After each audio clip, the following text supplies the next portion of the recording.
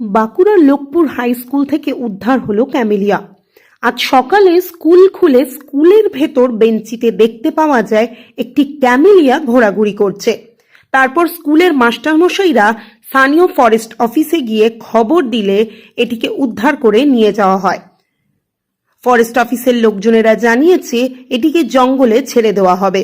আমি স্কুলে আসার পরে ছাত্রছাত্রীরা দরজা খোলার পরে ছাত্রছাত্রীরা হঠাৎ বলে যে স্যার একটা অদ্ভুত ধরনের একটা প্রাণী আমরা বেঞ্চের উপরে দেখতে পাচ্ছি, আমাদের খবর দেয়।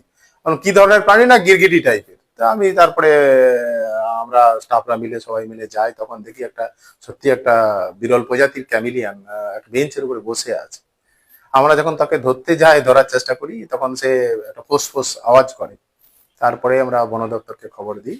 বন দপ্তরকে খবর দেওয়ার পরে তার আগেই মাস্টারমশাইরা মিলে আমরা সবাই মিলে ধরে ওকে আটকে রাখি এবং তারপরে বন দপ্তর থেকে এসে নিয়ে যায়।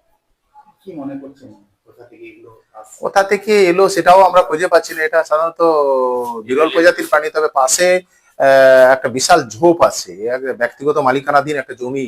সেই জমির ঝোপটা এবং ভাঙা বাড়ি আছে, প্রচুর সাপ আছে স্কুলে। সেই জায়গা থেকে এসেছে। আমরা মালিক